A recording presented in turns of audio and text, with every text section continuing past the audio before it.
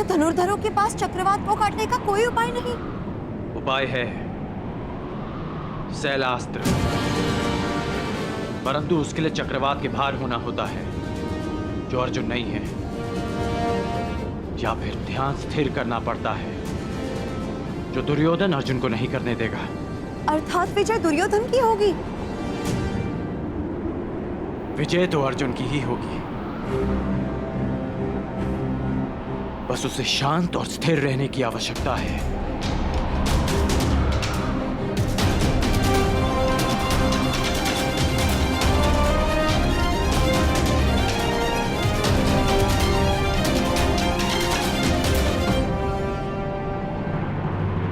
तुम्हें चाहे जितनी माया फैलानी है फैला लो अश्वत्थामा, जितने छल करने हैं कर लो, परंतु सब मिलकर भी अर्जुन को परास्त नहीं कर पाओगे। तुम अर्जुन का सामना कर रहे हो, अर्जुन का। ईश्वर ने मनुष्य को 5 इंद्रियां दी और एक सच्चे धनुर्धर के पास एक और इंद्रिय होती है, और वह है आभास। लक्ष्य को भेदने वाले के लिए कुछ भी असंभव नहीं। ध्वनि तुम्हारे कान सुनेंगे और तुम्हारे हाथ बाण चलाएंगे।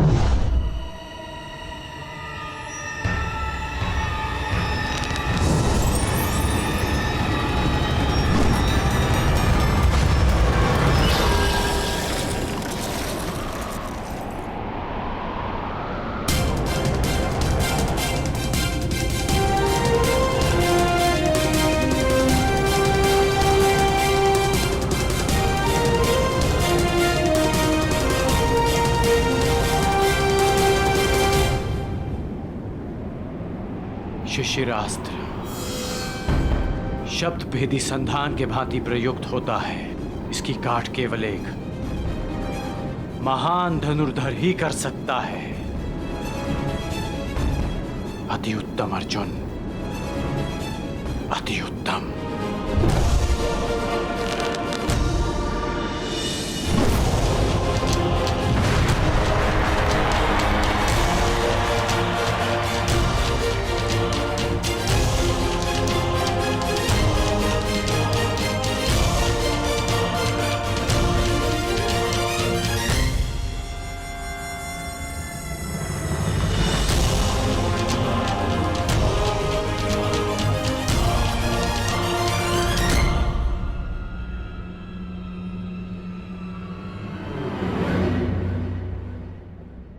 द्वंद्व में कौन जीता कुंती?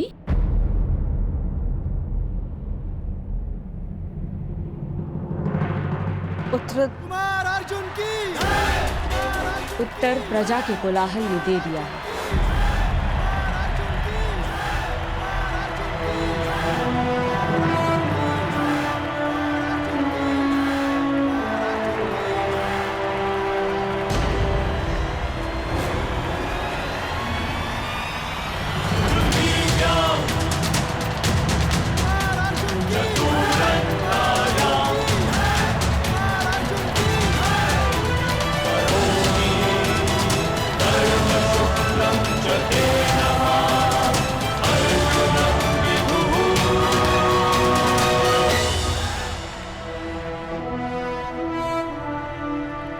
दुर्योधन सुरक्षित तो है ना विदुर? हाँ महाराज, राजकुमार अर्जुन ने नियमों का पालन करते हुए राजकुमार दुर्योधन को परास्त किया है।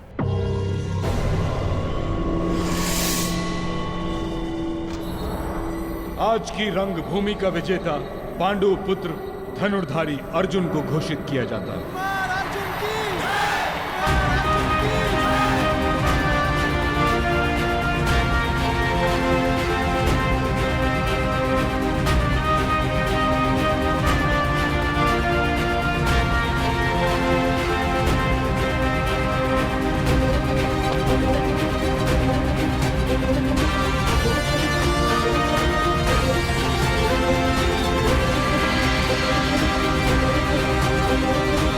हस्तिनापुर वासियों, आज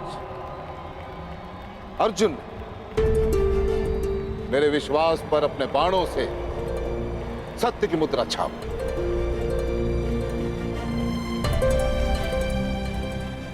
जो बात मैं स्वयं से करता आ रहा हूं, वही बात बड़े गर्व के साथ आप सबके समक्ष करना चाहता हूं कि अर्जुन जैसा धनुर्धर इस संसार में ना कोई है, ना ही भविष्य में कोई होगा।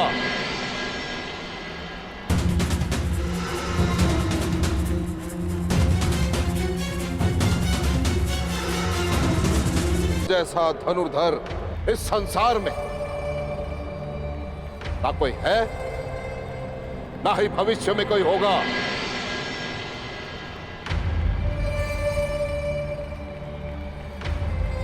आचार्य द्रोण का महान शिष्य है अर्जुन।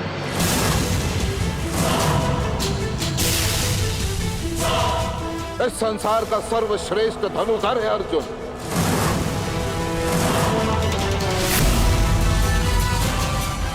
अर्जुन जैसा कोई नहीं।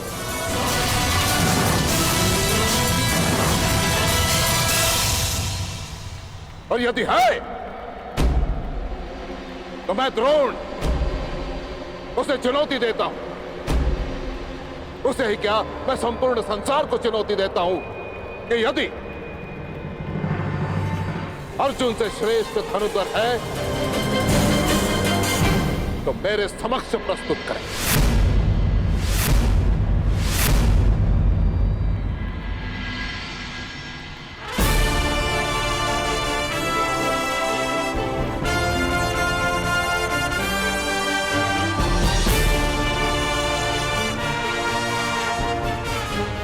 कहा था ना रुशाली कि आचार्य द्रोण स्वयं मुझे आमंत्रण देंगे। मिल गया निमंत्रण।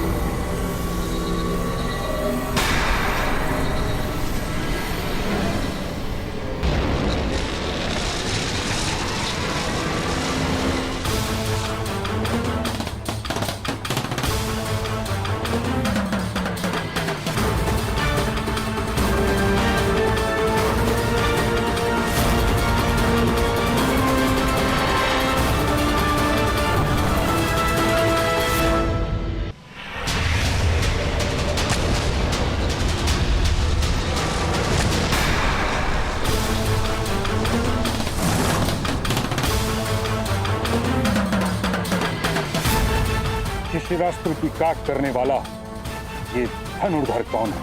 एक और परशुराम का शिष्य। किसने इस द्वंद में विघ्न डालने का दुस्साहस किया है? ये बाण किसने चलाया? मैंने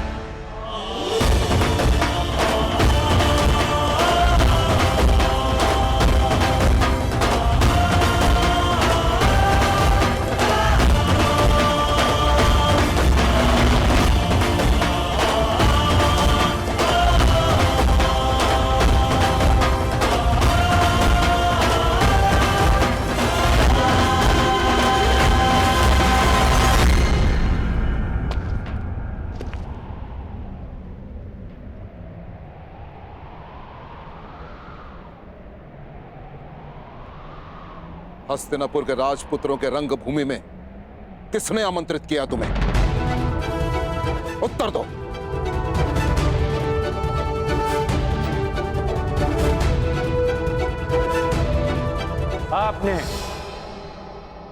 आपने मुझे स्वयं आमंत्रित किया आचार्य द्रोण।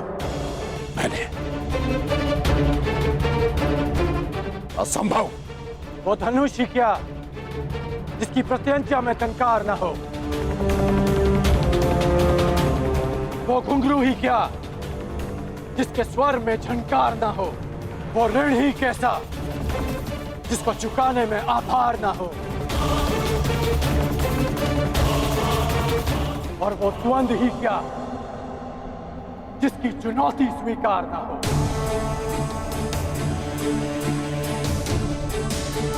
आपने हस्तिनापुर की प्रजा और माननीय अतिथियों के मध्य चुनौती दी, मैंने तो मात्र उसे स्वीकार किया है।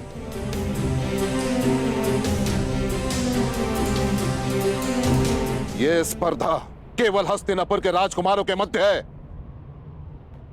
और किसी के नहीं।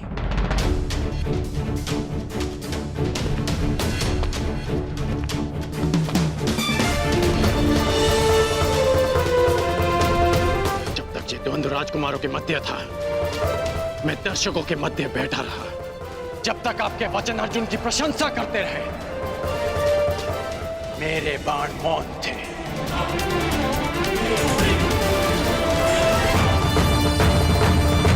परंतु जब आपने संसार के समस्त धनुर्धारियों को चुनौती दी, तब ना मैं मौन रह सका और ना मेरे बाण। जिसे आप मेरा दुस्साहस समझ रहे हैं, वो मेरी विवशता थी आचार्य। एक गुरु ने संसार के समस्त धनुर्धरों को लज्जित करना चाहा और एक शिष्य को उनकी लज्जा बचाने के लिए आना ही पड़ा। आपके अहंकार की ललकार का उत्तर था मेरा यह प्रहार, उत्तर था मेरा यह प्रहार, उत्तर था मेरा यह प्रहार, उत्तर था मेरा यह प्रहार, उत्तर था मेरा यह प्रहार।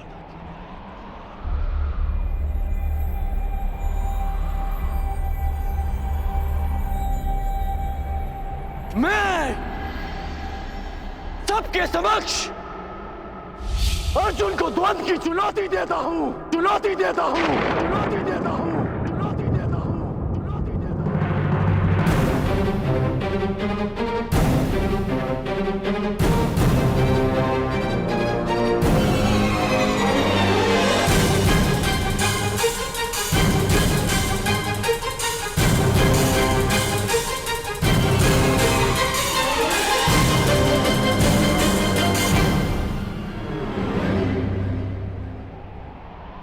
मेरे आने का संदेश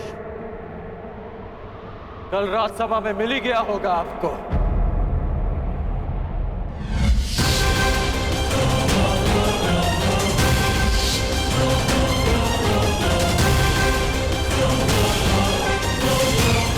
आज आपका एक और संदेश समाप्त हो जाएगा कि संसार का सर्वश्रेष्ठ धनुर्धर आपका प्रिय अर्जुन।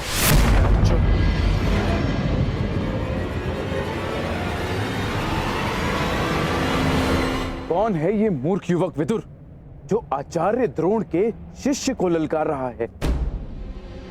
और मेरा मत है कि इसकी चुनौती स्वीकार करना ही मूर्खता होगी। यदि ऐसा है तो आज मैं अपने आचार्य की घोषणा पर सत्य की मुद्रा अंकित करूंगा। हस्तिनापुर के समक्ष यह सिद्ध करूंगा कि वो सुरक्षित हाथों में।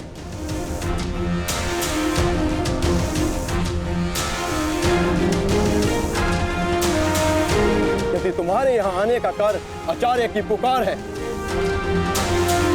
तो मुझे यह चुनौती स्वीकार स्वीकार स्वीकार।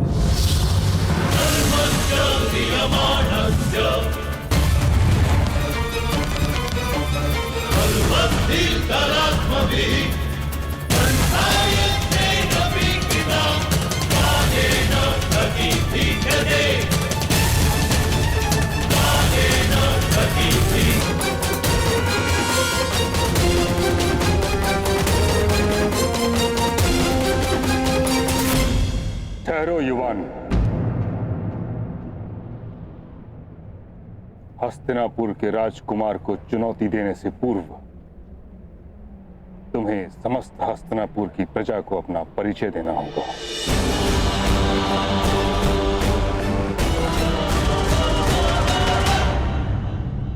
हाँ, वो आवश्यक भी है ताकि अर्जुन के बाणों से घायल होने के पश्चात इसे इसके घर पहुंचाया जा सके।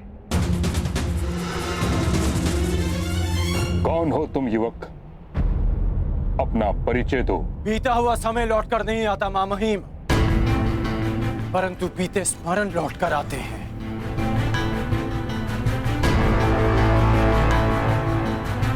धनुष से निकला हुआ बाण लौटकर नहीं आता, परंतु धनुष की प्रत्यंचा लौटकर आती है। अतीत को भूतकाल इसलिए कहा जाता है क्योंकि वो वर्तमान में लौटकर आता है। मैं हस्तिनापुर का अतीत हूं जो आज लौटकर आया हूं।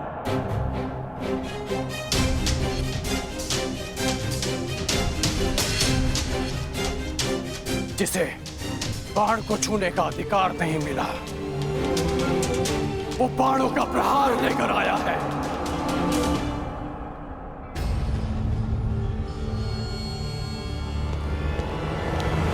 सत्य कहने पर जिसका उपहास उड़ाया गया, वो सच्ची चुनौती लेकर आया है।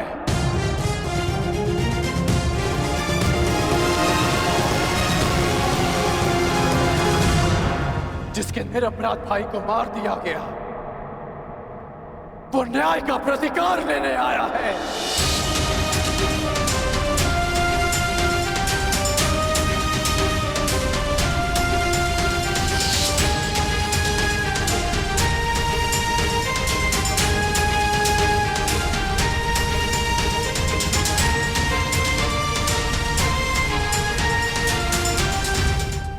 जिसे धनुर्ज्ञान के लिए अयोग्य समझा गया, वो अपनी योग्यता का सम्मान लेने आया है। आप कृपा करके मुझे अपने शिष्य के रूप में स्वीकार कर लीजिए। मैं केवल और केवल राजकुमारों को ही शिक्षा देता हूं। कर्ण,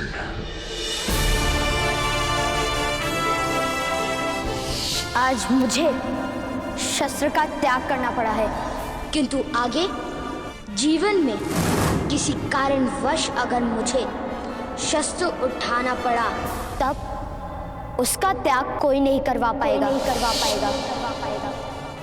अधिरथ का पुत्र कर्ण, शोण का भाई कर्ण।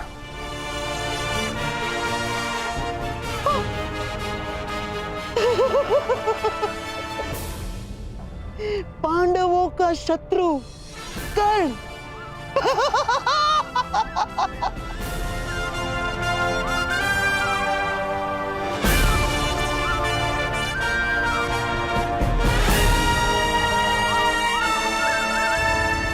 राधे कर्ण।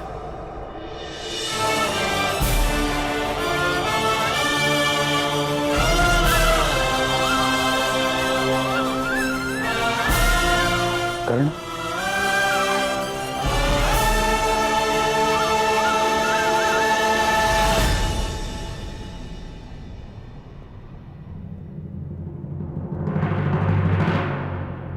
अब मेरा परिचय पूरा हो गया हो तो क्या द्वंद्व की अनुमति है महामहिम? नहीं!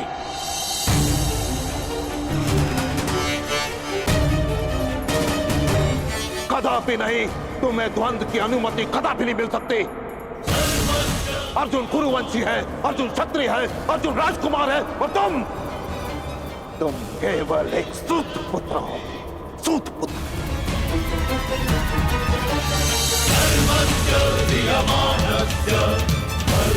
और एक राजकुमार के साथ द्वंद्व की अनुमति एक सूत पुत्र को नहीं दी जा सकती।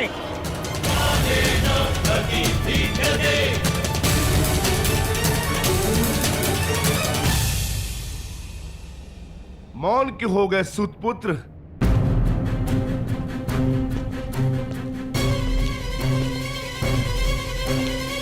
धनुर्धारियों की लाज बचाने आए थे ना? अब अपने कुल और जाति पर कदाचित लज्जा आ रही है?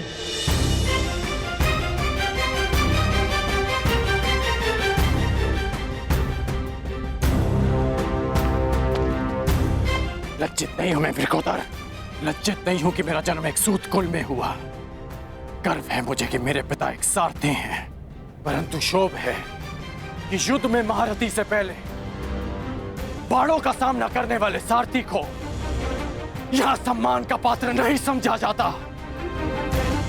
अभिमान है मुझे मेरी माता के लालन पालन पर कि जिसने एक सूत को एक धनुर्धर बनने के योग्य बनाया, एक योद्धा बनाया, योद्धा बनाया, योद्धा बनाया।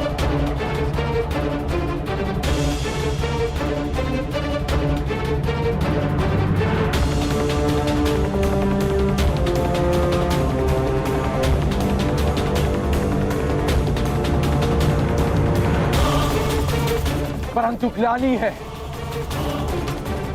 कि संसार के सबसे महान योद्धा आज तक जैसे जाति और कुल के युद्ध में उलझे हैं।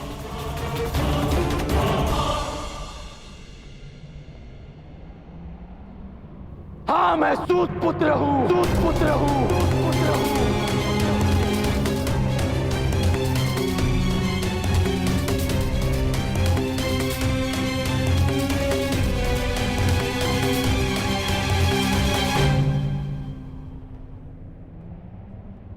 हाँ, मैं सारथी अधराज का पुत्र हूं, अधराज का पुत्र हूं, का पुत्र हूं, का पुत्र हूं।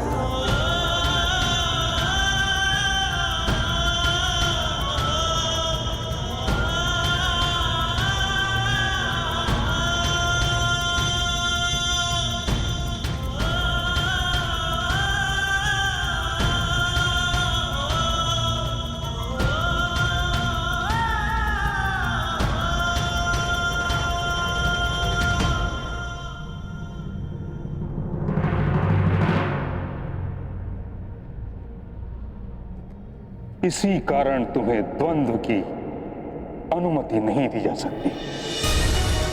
केवल एक राजकुमार को ही इस रंगभूमि में द्वंद्व की अनुमति दी जा सकती। क्यों मां महीम? मोती किस सागर से आता है कौन पूछता है? उसे माला में ही पिरोया जाता है ना। सागर जलधारा को स्वयं में समाने से पूर्व उससे उसका उद्धाम नहीं पूछता। कुंभ किसी भी माटी से बना हो, उसका लक्ष्य केवल प्यास बुझाना ही होता है।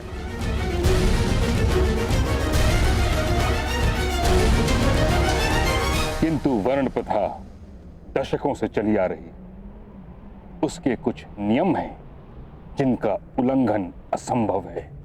नियम ये थे कि वर्ण विभाजन कर्म से हो। आप लोगों ने उसे जन्म से जोड़कर नियम बदल डाले, तो आज नियम क्यों नहीं बदल सकते?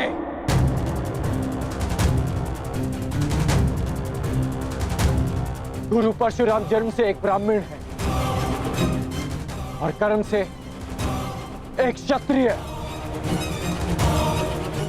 विश्वामित्र राजकुल में जन्म लेकर एक ब्रह्म ऋषि बन सकते हैं, तो क्या एक सूत पुत्र को अपने कर्म से द्वंद्व का अधिकार नहीं मिल सकता?